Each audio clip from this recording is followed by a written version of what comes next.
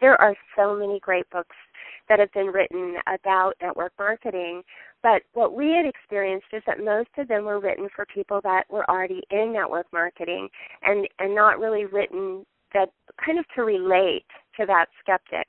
And so that's kind of where we came from in writing the book. And as I've talked to people and found out that, there are some people, and Sarah, you are one probably because you said you've used it, there are some people that are using it as a resource to kind of break down the walls so that they can just talk to somebody about their opportunity without really having to deal with the misconceptions and the stigma around network marketing. But there's a lot of people that aren't using it that way. And so what I did was I decided to really kind of do a little experiment and find out because what happens is if you ask somebody to read a book, what normally they do is take that book home, they sit it on a counter, they sit it on their nightstand, and they don't read it. And we really want them to read it because that's the way that they're going to open up, and that's the way that ultimately we're going to change our society's view of network marketing. So what I did was a little experiment to see if I asked people to read the first 3 chapters and to just take 30 minutes to read those first 3 chapters, if that would be enough to really turn them around. So I took about a dozen women that are all kind of, they would be ideal business partners. I would love for them to be business partners because they're people that are already successful in their career. They're respected and admired, and they're hard workers, but they're either self-employed or one was an attorney. So a lot of different professional women. And I asked them to read the first 3 chapters, and then I asked them some questions about whether or not their opinion had changed. And what I found was that it really did. So all I need is 30 minutes to get somebody to open up to the possibility. And so what I have kind of decided to start doing is really start talking about how to use the book so that we can really create a change, create a paradigm shift in the way people look at this profession. So one of the things that I think is important is to be really intentional and to really know that that's what you're wanting to use the book for. And what I think about are people just like Lori, when people first get started, and this is really another reason we wrote the book, the saddest thing to me is when you sponsor someone and they get so excited and they see it, but they go home and they talk to their husband like Sarah or their mom like Lori or their best friend or whoever, and that person just throws buckets of cold water on their dream. And some people at that point just think, what was I thinking? And they just kind of shrivel up and go away. And the other people that really do see it, it's hard for them because they're brand new to it and they don't really know how to have that conversation with that person that is, a major skeptic.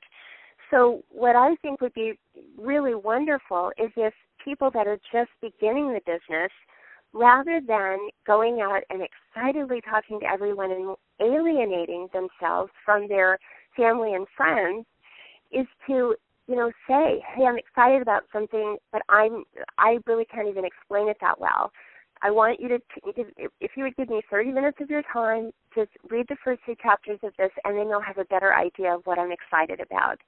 And then just let the book be kind of a third-party resource that is not, the feedback that I got from the people that read the first 3 chapters was that they didn't feel sold to. They didn't feel like anybody was trying to convince them.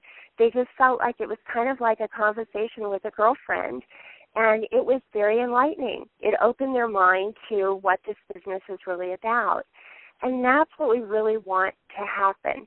So for somebody that's just getting started, they could actually use it to help them get farther quicker because they haven't alienated themselves from the people that they care about the most.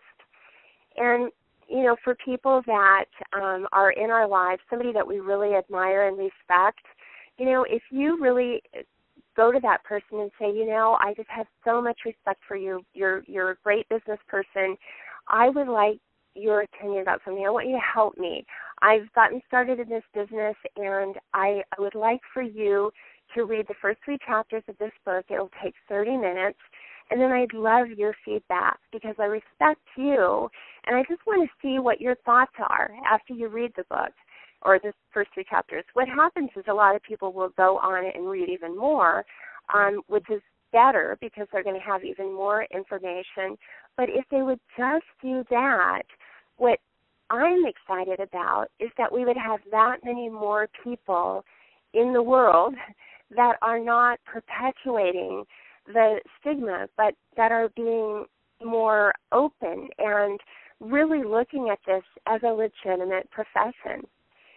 And the other, go ahead, really quick, Janine. It's Sarah again. I was just going to say, I really think it's a brilliant concept for so many reasons. And for me, being a wife that was married to the person who said, absolutely no way, you can't do this, it created a lot of problems. So with our relationship, nothing I would have said would have convinced him. And so to be able to have something like this that nobody can argue with, the facts that you guys have gathered and the information that you put in this book, and then, of course, mixed with all the stories of people, you can't take their stories away from them. Nobody can argue with the information that's in that book. That's why I get so excited and so passionate, because it's like, even in a husband and a wife relationship, I couldn't nag and say, I promise you something good. Nothing I could have said would have helped him to see a different, like you said, that shift, because he had the same exact experience that you did, Janine, where he was invited over to dinner, and it was not what it had been, introduced as, and he felt trapped. And all of those negative, horrible feelings that he had needed something that could take it away and open up his eyes to, oh my goodness, this is something that is wonderful and could change your life. And then one other thing that you touched on about the objections, when Lori went and talked to you about it and you shut her down, somebody like me or Lori that gets that, there's not a lot of people who know how to handle that rejection. And if you can arm yourself with a tool that can help you feel confident in what you're presenting, and then also help your prospect, understand why you're so excited about it, I really think we're going to increase the rate of people being able to push through how many no's and how many rejections they can handle, because not being able to work through an objection is probably one of the top reasons people quit. Exactly. So, and I love what you're saying. That is what so many people go through. And I was the person that did that to Lori, and so I understand what it's like to be on the other side of the fence. I mean, that person isn't trying to be a dream stealer, but they really are a lot of times trying to protect you.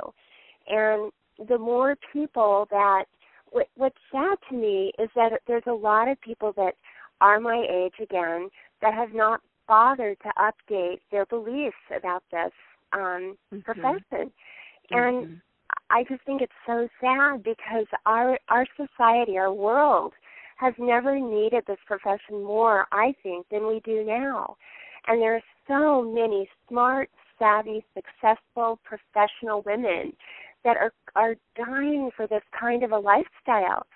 I mean, I love that we get to plan our work around our life instead of our life around our work. And so many women are crying out for that, and we've got the answer, but because it's packaged in a way that looks different from what they're really looking for, they're not going to see it. And so I really, our bigger vision, we just want there to be a movement